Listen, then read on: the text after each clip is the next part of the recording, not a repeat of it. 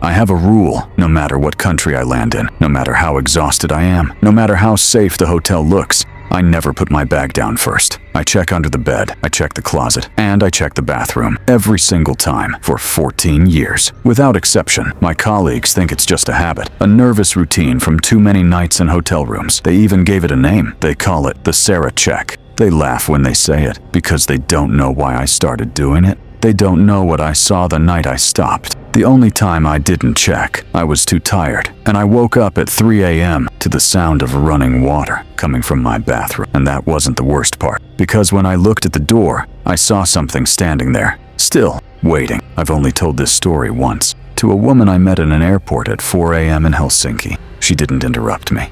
She didn't even blink. When I finished, she just said, "Me too," and walked away. I never saw her again.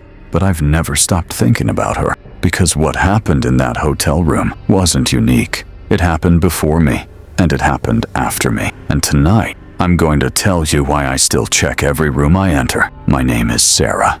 I've been a flight attendant for 14 years, over 800 layovers, 61 countries. And this is the story I never tell. And if there's one thing people don't understand about this job, it's how quickly familiar becomes dangerous. Most people imagine flight attendants as glamorous travelers, but the truth is, you spend more time in hotel rooms than anywhere else in your life. Different cities, same routine. Check in, drop bags, shower, sleep, fly again. And when you do it long enough, your brain starts assuming every room is safe. Because if it wasn't, how would anyone survive this job? It happened in my 3rd year flying. I was 27, still getting used to international routes. That week, I had a layover in a city I'd been to before. Eastern Europe, quiet, beautiful, safe. The crew hotel was always the same. Old building, high ceilings, heavy doors. The kind of place that feels expensive, but slightly off. We arrived late.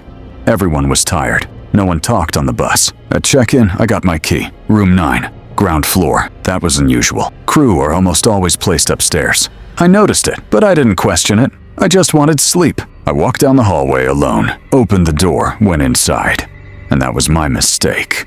Inside the room, everything looked normal. Too normal. Neatly made bed. Curtains closed. Bathroom light off. But there was a smell. Soap. Recent.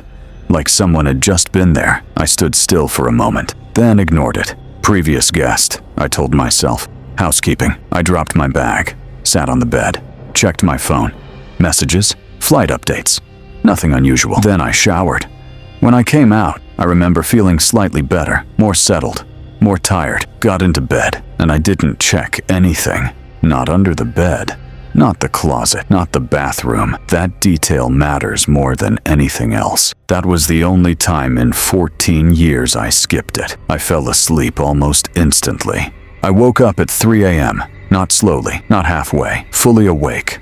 Like something pulled me out of sleep. At first I didn't move. That's what your brain does. It waits. The room was dark. Completely. But not silent. Because hotel rooms are never silent. Air conditioning. Building settling. Distant traffic. Always something. But then I heard it. Water. From the bathroom. At first I thought maybe I was imagining it, but then I focused. And I knew. It was real. A tap. Barely open. Controlled. Intentional. That's what made it wrong.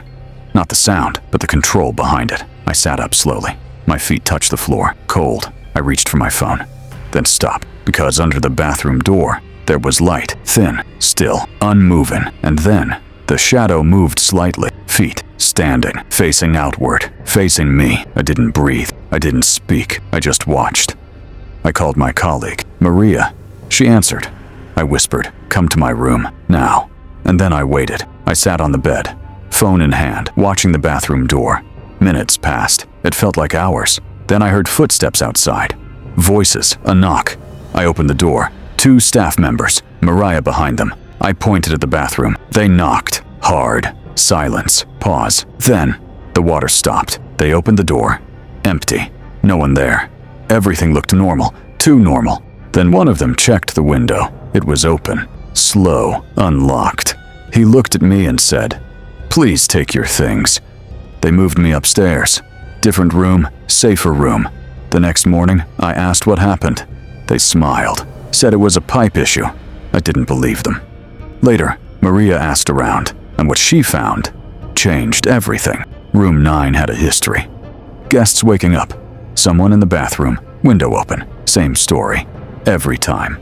And once, they caught someone, a man, in the bathroom, while a guest was sleeping. When they asked him what he was doing, he said, "I've been coming here for years." Pause. "Nobody ever woke up before. I still travel. I still stay in hotels, but I never skip my routine. I check under the bed, the closet, the bathroom, every time. Because once, I didn't, and that was enough." If you've ever stayed somewhere that felt wrong, you already understand. This is Umbra Dossier, and this file is closed.